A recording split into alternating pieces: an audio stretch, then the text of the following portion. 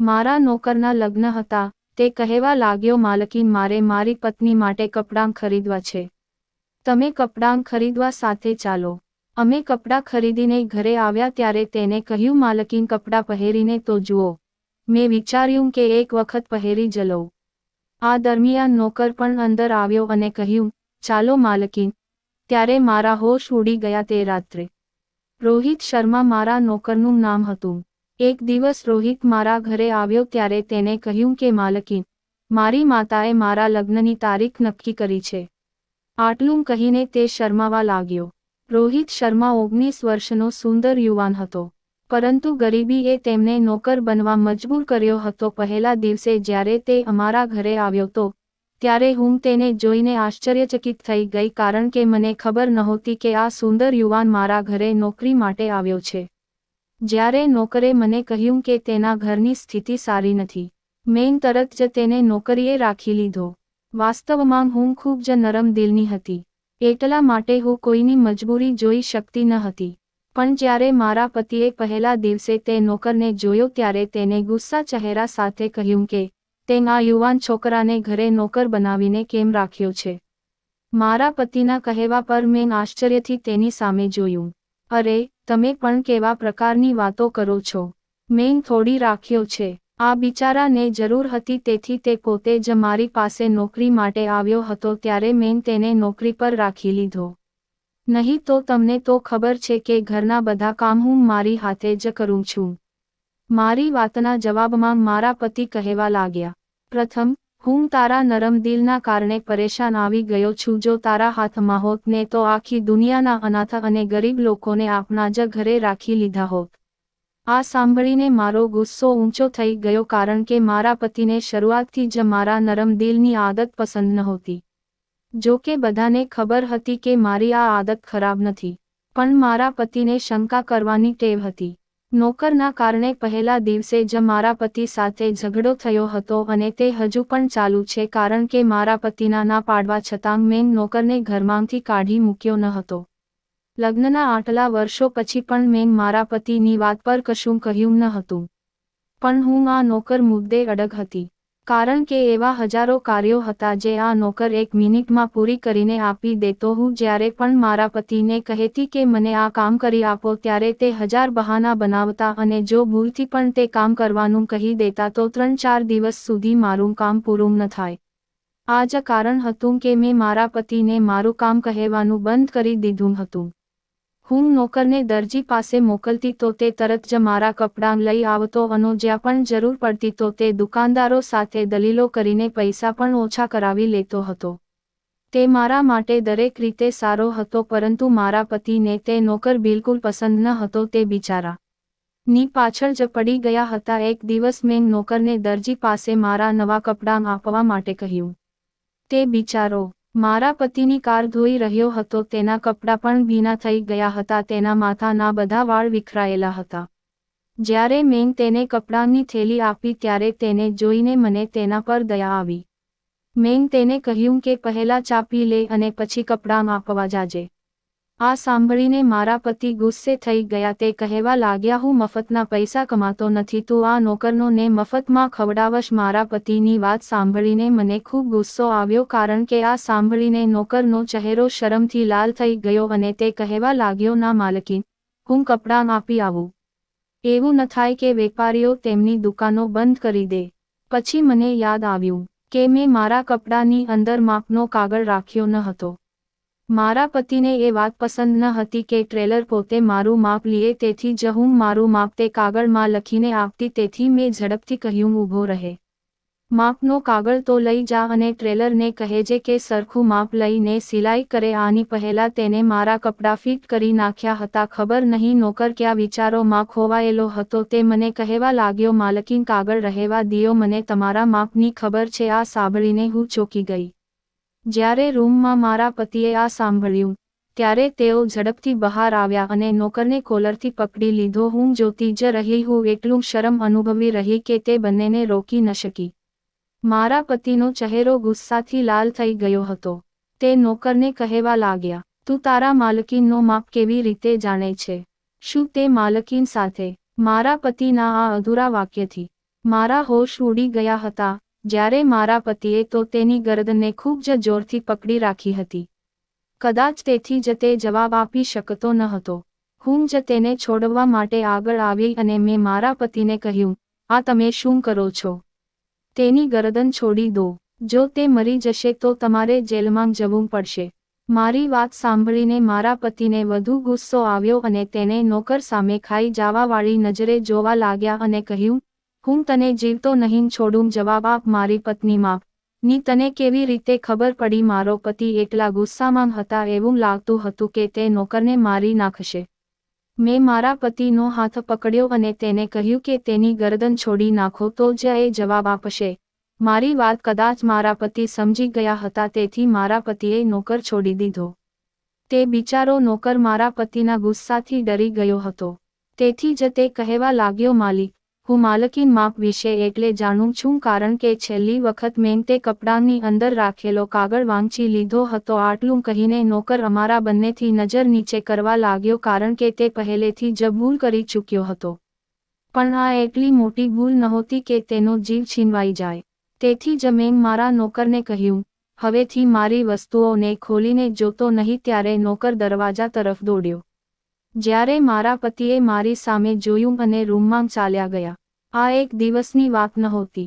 રોજે રોજ કોઈને કોઈ વાત બનતી જેના પર મારા પતિનો ગુસ્સો વધી જતો અને તે મને કહેતા કે ઘરમાં આટલો સુંદર અને યુવાન નોકરને રાખ્યો છે, તેને તરત જ કાઢી નાખ, નહીંતર લોકો વાતો બનાવશે. પરંતુ હું મારા પતિ સાથે સંમત ન હતી કારણ કે આ નોકરને આવ્યા પછી હું તો ઘરથી મુક્ત થઈ ગઈ હતી. મેં તેને ઘરના બહારના કામ માટે રાખ્યો હતો, પરંતુ તે એટલો સારો હતો કે તે મારા ઘરના કામકાજ પણ કરી નાખતો. મારા કપડાને ધોઈને ઇસ્ત્રી કરી આપતો. જો હું થાકી જતી તો તે મારા વાળમાં તેલ લગાવી દેતો. ક્યારેક તે મારું માથું ત્યાં સુધી દબાવી દેતો જ્યાં સુધી તે મારા ઘરમાં રહેતો હતો.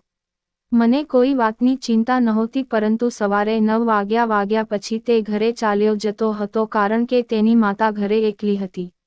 તેના પિતાનું અવસાન થઈ ગયું હતું અને ભાઈ બહેન પણ નહોતા. તેથી જ માં ઘરે એકલી રહેતી હતી. તેથી જ તે સવારે 9 વાગતા જ તેના ઘરે જતો રહેતો.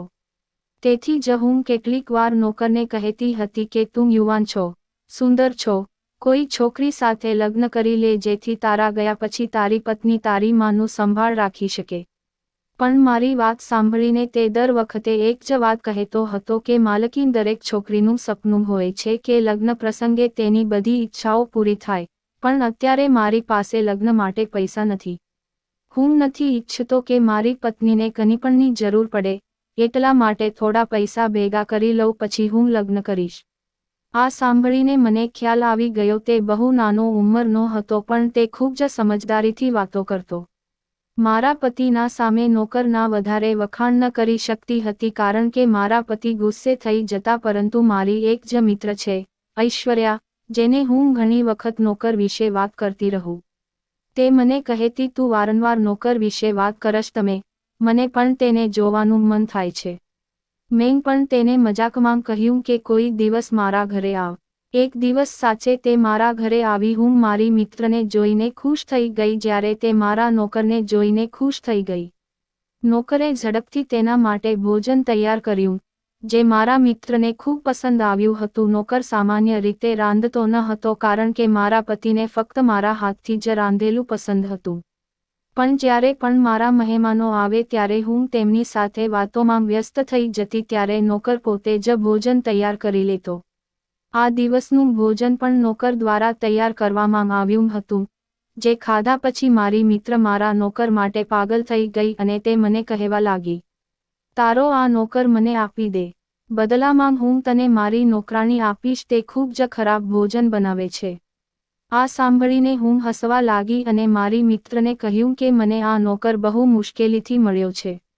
આજના જમાનામાં આવો સારો અને વફાદાર વ્યક્તિ ક્યાંથી મળે છે, તેથી હું કોઈને આપીશ નહીં. પરંતુ મારી મિત્ર જીદ કરવા લાગી તો હું લાચાર થઈ ગઈ, તેથી મેં કહ્યું, ઠીક છે, લઈ જા, એમ પણ મારા પતિને આ નોકર પસંદ નથી. તે તેના જવાથી ખુશ થઈ જશે અને તે તને દિવસ રાત આશીર્વાદ આપશે. આટલું કહીને હું હસવા લાગી અને નોકરને બોલાવ્યો. જ્યારે નોકર રૂમમાં આવ્યો ત્યારે મારા મિત્રએ તેને તેનો નોકર બનવા કહ્યું. હું તને સારો પગાર આપીશ. પણ મારા મિત્રની વાત સાંભળીને નોકર ડરી ગયો અને મારી સામે જોવા લાગ્યો. મેં તેને એમ પણ કહ્યું કે હું તને ઘરથી જવા દેવા માંગતી નથી, પણ મારી આ મિત્ર મને બહુ વહાલી છે, તેથી મારા આ કરવાની ફરજ પડી. આ સાંભળીને નોકર બોલવા લાગ્યો, માલકીન, હું તમને છોડીને ક્યાંય જઈશ નહીં. તે પછી મારી મિત્રએ તેની વિનંતી કરી ત્યાં સુધી તેને ડબલ પગારની લાલચ આપી હતી. પરંતુ તે માન્યો નહીં અને મારી મિત્ર ઉદાસ થઈને ચાલી ગઈ. તે દિવસે મને ખબર પડી કે આ નોકર બહુ વફાદાર છે. તે મારા ઘરમાં બહુ ઓછા પગારે કામ કરતો હતો, પરંતુ ડબલ પગારના લોભે પણ તે મને છોડીને મારી મિત્રના ઘરે ગયો ન હતો. નોકરનો પગાર મેં જાતે વધારી નાખ્યો. આ સાંભળીને નોકર ખુશ થઈ ગયો. પરંતુ મારા પતિ વચ્ચે આ બાબતે ફરી ઝઘડો થયો, કારણ કે તે નોકરને ઘરની બહાર કાઢી મૂકવાનું બહાનું શોધી રહ્યા હતા. પણ મેં તેનો પગાર વધારી દીધો હતો. આ બાબતે પતિ ગુસ્સે થયા હતા અને ફરીથી ખરાબ શબ્દ કહેવા લાગ્યા, જે સાંભળીને મારા કાન પાકી ગયા હતા.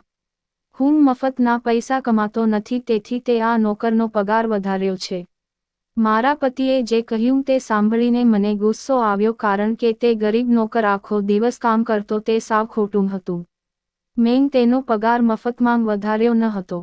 જો હું મારા પતિ સામે દલીલ કરતી તો તેમને લાગશે કે હું ફરીથી નોકરનો પક્ષ લઈ રહી છું. તેથી જ હું ચૂપ રહી. મને ખબર હતી કે મારી પાડોશી પૂનમ આંટીએ મારા પતિને મારા નોકર સામે ઉશ્કેર્યો હતો. કારણ કે જ્યારે પણ તે અમારા ઘરે આવતી હતી તે નોકરને જોઈને તે વિવિધ પ્રકારની વાતો કરતી હતી. તે મારા પતિની સામે યુવાન નોકર અને માલકીન વિશે તેને ખોટા અને સત્યવાદી લોકોના નોકરોની વાર્તાઓ કહેતી રહેતી અને મારા પતિને ગુસ્સો આવતો. પરંતુ હું જાણતી હતી કે એવું કંઈ નથી. પણ મારા પતિ મારા કરતાં બીજાની વાત પર વધુ વિશ્વાસ કરતા હતા. તે મારા અને નોકરના સંબંધને શંકાની નજરે જોવા લાગ્યા હતા. જ્યારે પણ હું નોકર સાથે કિચનમાં હોઉં ત્યારે તે આવીને દરવાજે ઊભા રહી જતા. જો હું નોકર સાથે કોઈ વાત પર સ્મિત કરતી તો મારા પતિનો ગુસ્સો આવી જતો. નોકર ખૂબ જ ચિંતિત હતો કે તે આ દુનિયામાં સંપૂર્ણપણે એકલો છે. તેથી જ તે મારી સાથે હસીને પોતાનું મનોરંજન કરતો હતો. પરંતુ મારા પતિને તેના પર શંકા થવા લાગી હતી. એટલા માટે તે નોકરને અમારા રૂમમાં આવવા દેતા ન હતા. પણ નોકર પણ આટલા મહિનામાં સમજી ગયો હતો કે મારો માલિક શક સ્વભાવના વ્યક્તિ છે. તેથી જ તે તેનાથી દૂર રહેતો હતો. પરંતુ મારા પતિની ઓફિસે જતા જ તે તેના દિલની દરેક વાત મારી સાથે શેર કરતો હતો. આ નોકરને અમારા ઘરે આવ્યાને 1.5 વર્ષ પૂરું થવામાં હતું. પછી એક દિવસ કામ પર આવ્યો ત્યારે તે ખૂબ ખુશ દેખાતો હતો. તે કહેવા લાગ્યો, માલકીન, મારી માએ મારા લગ્નની તારીખ નક્કી કરી નાખી છે. આટલું કહીને તે શરમાવા લાગ્યો. મેં તેને અભિનંદન આપ્યું ત્યારે તે ડરીને મારી સાથે વાત કરવા લાગ્યો. મારે તમારાથી એક કાર્ય હતું. એ પછી મને સમજાણું કે લગ્ન માટે તેને પૈસાની જરૂર લાગે છે. પણ તે કહેતા શરમાતો હતો. એટલા માટે મેં જાતે જ તેને કહ્યું કે પૈસાની ચિંતા ન કર. તારે લગ્ન માટે જેટલા પૈસા જોઈએ છે એ હું તને આપીશ. પણ મારી વાત સાંભળીને તે હસવા લાગ્યો અને કહ્યું, માલકીન, પૈસાની વાત નથી. ખરેખર તમે તો જાણો છો કે મારી માતા સિવાય આ દુનિયામાં મારું કોઈ નથી. તે વૃદ્ધ છે. આખો સમય બીમાર રહે છે. મારી કોઈ બહેન કે ભાભી નથી. તેથી મને લગ્નની ખરીદી કેવી રીતે કરવી તે ખબર નથી. નોકરની વાત સાંભળ્યા પછી હું તેનો આખો મામલો સમજી ગઈ. પણ સાચી સમસ્યા મારા પતિની હતી. જો તેને ખબર પડશે કે હું નોકરના લગ્નની ખરીદી કરવા માટે ગઈ હતી, તો તે ફરીથી મારા પર ગુસ્સો કરશે. પણ નોકર આશાભરી નજરે મારી સામે જોઈ રહ્યો હતો. મેં ના પાડવાનું યોગ્ય ન વિચાર્યું અને તેને કહ્યું કે કાલે હું તારી સાથે માર્કેટ જઈશ અને તારી દુલ્હનની બધી વસ્તુઓની ખરીદી કરીને પાછી આવીશ. આ સાંભળીને નોકર ખુશ થઈ ગયો. મને પણ તેની ખુશી જોઈને સારું લાગ્યું. પણ તેના જતાં જ હું વિચારવા લાગી કે કાલે મારા પતિ પાસે શું બહાનું કાઢું. જો કે મારા પતિ આખો દિવસ ઓફિસમાં જ રહેતા હતા, પણ મને ખબર હતી કે અહીં નોકર સાથે હું ઘરેથી નીકળીશ અને ત્યાં પાડોશીની પૂનમ આંટી મારા પતિને ફોન કરીને કહેશે કે તારી પત્ની નોકર સાથે બજારમાં જઈ રહી છે અને તે ફરી ગુસ્સે થઈ જશે. પણ મેં નોકરને વચન આપ્યું હતું તેથી મારે તેને કોઈ પણ ભોગે પૂરું કરવાનું હતું. તેથી મેં મારા પતિને જાણ કર્યા વિના નોકર સાથે બજારમાં જવાનું વિચાર્યું. અને જો તેને ખબર પડશે તો હું તેને બધું સાચું કહી દઈશ અને તેનો ગુસ્સો સહન કરી લઈશ. અને જો મારા પતિને આ વાતની જાણ નહીં થાય તો હું પણ ચૂપ રહીશ. બીજે દિવસે સવારે જેવા જ મારા પતિ ઘરની બહાર ગયા. નોકર મારી પાસે આવ્યો અને કહેવા લાગ્યો, ચાલો માલકીન. આ સાંભળીને હું તરત જ તૈયાર થઈ ગઈ અને ઘરને તાળું મારીને બજારમાં પહોંચ્યા. નોકર પાસે ઘણા પૈસા હતા જે તેણે સમય જતાં બચાવી લીધા હતા. તે કહેવા લાગ્યો, માલકીન, તમે જેમ મોંઘા અને સુંદર કપડાં પહેરો છો તેમ જ મારી પત્ની માટે પણ સુંદર કપડાં પસંદ કરજો અને પૈસાની ચિંતા બિલકુલ ન કરતા, કારણ કે મેં મારી પત્નીને વચન આપ્યું છે કે અમારા લગ્ન બહુ ધામધૂમથી થશે. નોકર તેના લગ્નને લઈને ખૂબ ખુશ હતો. તેથી તેની વાત સાંભળીને હું એક મોંઘી દુકાનમાં ગઈ અને તેની પત્ની માટે કપડાં ખરીદવા લાગી. તેણે તેની પત્ની માટે ઘણા કપડાં ખરીદ્યા હતા તેથી અમને આખો દિવસ લાગ્યો. જ્યારે અમે સવારે 2 વાગ્યે ઘરે પાછા આવ્યા ત્યારે મેં નોકરને કહ્યું, તારા માલિક હમણાં જ ઘરે પાછા આવશે, તો આ બધા કપડાં તારા ઘરે લઈ જા અને તારી માતાને બતાવજે. ત્યારે તે કહેવા લાગ્યો, માલકીન, મારી પત્નીની ઊંચાઈ તમારા જેટલી જ છે. કૃપા કરીને મને આ કપડાં પહેરીને બતાવો જેથી મને ખ્યાલ આવે અને જો તેને બદલવાની જરૂર હોય તો હું તેને આજે જ પૂર્ણ કરી નાખું. આ તમામ કપડાં ખૂબ જ મોંઘા અને સુંદર હતા તેથી જ મને પણ આ બધાં પસંદ આવ્યા હતા. મેં વિચાર્યું કે હું તેને એક વખત પહેરવાનો પ્રયત્ન કરું, હું જોઉં કે કેવા લાગે છે. નોકરની વિનંતી પર હું એક ડ્રેસ ઉપાડીને બાથરૂમમાં ગઈ. જ્યારે હું બહાર આવી ત્યારે મારા હોશ ઉડી ગયા કારણ કે મારા પતિ આવી ગયા હતા અને તે નોકર સાથે ઊભા હતા. જ્યારે તેણે મને સૌથી મોંઘા દુલ્હનના કપડામાં જોઈ તો ત્યારે ગુસ્સામાં તે મને પૂછવા લાગ્યા, આ શું થઈ રહ્યું છે? મારા ઘરમાં કોના લગ્ન છે? માલિકને ગુસ્સામાં જોઈને મારો નોકર ગભરાઈ ગયો અને કહેવા લાગ્યો, માલિક, મારા લગ્ન છે અને આ મારી પત્નીના કપડાં છે. આ સાંભળીને મારા પતિએ મારી સામે અજીબ નજરે જોયું અને કહ્યું, તો એવું છે, તું મારા બહાર જતાની સાથે જ તેની પત્ની બની જાશ. તે મારી તરફ આગળ આવ્યા. નોકર ગભરાઈ ગયો અને મારા પતિને સાચી વાત કહેવાની કોશિશ કરી અને કહ્યું, માલિક, તમે મને ગેરસમજ સમજો છો. આવું કંઈ નથી. પણ મારા પતિએ નોકરને થપ્પડ મારીને કહેવા લાગ્યા, હું તને પોલીસને હવાલે કરી દઈશ કારણ કે મને પહેલા દિવસથી જ તારા પર શંકા હતી. આ કહીને મારા પતિએ તેના એક મિત્રને ફોન કર્યો જે પોલીસમાં હતો. તેણે તેના મિત્રને ઘરે બોલાવ્યો અને તેને કહ્યું કે મારા નોકરની ધરપકડ કરો અને તેને પોલીસ સ્ટેશન લઈ જાઓ કારણ કે તેણે મારા ઘરમાં ચોરી કરી છે. આ સાંભળીને નોકરે ખૂબ બૂમો પાડી હતી પરંતુ પોલીસે નોકરને ખરાબ રીતે માર્યો અને પછી તેને ચોરીના આરોપમાં પોલીસ સ્ટેશન લઈ ગયા. હું આ બધું વિચલિત થઈને જોઈ રહી હતી. પરંતુ આજે હું મારા નોકરને બચાવી ન શકી કારણ કે મને લાગ્યું કે મારું ઘર જોખમમાં છે. મારે મારો સંબંધ અને ઘરને બચાવવું હતું. તેથી મેં મારા પતિને સત્ય કહેવાનો પ્રયત્ન કર્યો. મેં કહ્યું, તમે ગેરસમજ સમજી રહ્યા છો. નોકરના લગ્ન થવાના હતા તેથી તેણે મને તેની પત્ની માટે કપડાં ખરીદવા કહ્યું હતું અને હવે હું તેને મારી જાતે જ પહેરીને જોઈ રહી હતી ત્યારે તમે અચાનક રૂમમાં આવ્યા અને થોડી ગેરસમજ થઈ છે. મેં જે કહ્યું તેના જવાબમાં મારા પતિએ મને કહ્યું, મને મૂર્ખ સમજવાનો પ્રયાસ ન કરતી. હું કોઈ દૂધ પીતું બાળક નથી, હું બધું સમજું છું. મેં તને પહેલા દિવસથી જ મનાઈ કરી હતી કે આ નોકરને ઘરમાં ન રાખ. પણ તે મારી વાત ન સાંભળી. જ્યારે મેં મારા પતિને ગુસ્સામાં જોયો તો ત્યારે હું ઝડપથી તેની તરફ ગઈ અને તેનો ગુસ્સો ઠંડો કરવાનો પ્રયાસ કર્યો. મહેરબાની કરીને, હું તમને બધું પછી કહીશ. પહેલા તમે તમારા મિત્ર સાથે વાત કરો અને તેને કહો કે તે આપણા નોકરને છોડી દે કારણ કે તેની માં બહુ બીમાર રહે છે અને તેના પણ કાલે લગ્ન છે. જો તે પોલીસ સ્ટેશનમાં રહેશે તો તેના લગ્ન તૂટી જશે. મારી વાત સાંભળીને મારા પતિ કહેવા લાગ્યા, જો તેના લગ્ન તૂટી જશે તો તારા માટે તો સારું રહેશે. તું મને મારી નાખજે અને તે નોકર સાથે લગ્ન કરી લેજે. એમ પણ તને તે નોકર જ પસંદ હતો કારણ કે તે સુંદર અને યુવાન હતો. મારા પતિના આવા ગંભીર આરોપો સાંભળીને હું શરમથી ભરાઈ ગઈ હતી. તમે આવી બેશરમ વાતો કેમ કરી રહ્યા છો? હું ચીસો પાડવા લાગી. તે કહેવા લાગ્યો, હું નહીં, તું બેશરમ બની ગઈ છો. પતિ હોવા છતાં તારું નોકર સાથે અફેર ચાલી રહ્યું છે.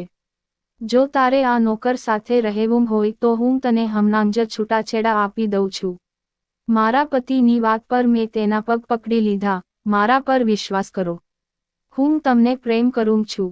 હું રડતી રહી પણ મારા પતિએ મારી એક વાત ન સાંભળી અને મને છોડી દીધી. હું મારા માયકે આવી ગઈ અને વિચારવા લાગી કે તે બિચારા નોકરોના પણ લગ્ન તૂટી ગયા. એક નાની ગેરસમજ એ અમારા બંનેની દુનિયા બરબાદ કરી નાખી હતી. કેટલાય મહિનાઓ પછી મારા પતિ મારા માતા પિતાના ઘરે આવ્યા અને કહેવા લાગ્યા, કાલે તે નોકરની માં ઘરે આવી હતી.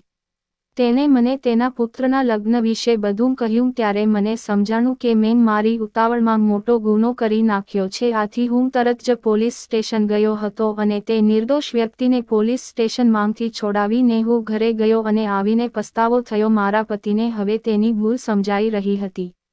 પણ તે હવે શું કામનું? મારું ઘર તો બરબાદ થઈ ગયું હતું. હું ઈચ્છવા છતાં મારા પતિ પાસે જઈ શકતી ન હતી. થોડા દિવસો પછી મારા પતિ ફરીથી મારી પાસે આવ્યા અને કહ્યું, ચાલો આપણા ઘરે. પણ મેં સ્પષ્ટ ના પાડી દીધી. હવે હું તેની સાથે મારું જીવન કેવી રીતે જીવી શકું? જ્યારે મારા પતિએ તો સંબંધ જ સમાપ્ત કરી નાખ્યો હતો, ત્યારે હું તેમની સાથે કેવી રીતે જઈ શકું? કેટલાય મહિના આમ જ પસાર થઈ ગયા. એક દિવસ મારા પતિ મારી પાસે આવ્યા અને કહ્યું, ચાલ મારી સાથે. ત્યારે મેં ના પાડી દીધી. જ્યાં ભરોસો જ ન હોય એ માણસ સાથે રહીને હું કેવી રીતે શાંતિપૂર્ણ જીવન જીવી શકું? ભવિષ્યમાં મારા પતિ મારા પર શંકા નહીં કરે તેની શું ગેરંટી હતી? તેથી જ મેં સાથે જવાની ના પાડી દીધી. થોડા મહિના આમ જ બદલાતા રહ્યા. પછી ખબર પડી કે નોકરના લગ્ન પણ તૂટી ગયા છે. એક દિવસ નોકર મારા ઘરે આવીને કહેવા લાગ્યો, માલકીન, જો તમે ઈચ્છો તો મારી સાથે લગ્ન કરી લ્યો. હું તમને ખૂબ ખુશ રાખીશ. શક્ય તેટલી હું તમારી દરેક ઈચ્છા પૂરી કરવાનો પ્રયત્ન કરીશ. નોકરે એમ પણ કહ્યું હતું કે તે મને દિલથી પસંદ પણ કરતો હતો, પણ ક્યારેય કહેવાની હિંમત નહોતી કરી. પછી મેં થોડો સમય માંગ્યો અને સમજી વિચારીને નોકર સાથે લગ્ન કરવાનું નક્કી કર્યું. કારણ કે તે યુવાન અને સુંદર હતો અને મને ખૂબ પ્રેમ કરતો હતો, અને જ્યાં પ્રેમ અને વિશ્વાસ હોય તો જ વ્યક્તિ સુખી જીવન જીવી શકે છે. તમે શું વિચારો છો? મેં મારા નોકર સાથે લગ્ન કરીને સાચું કર્યું અથવા મારે મારા પતિ પાસે પાછું જવું જોઈતું હતું?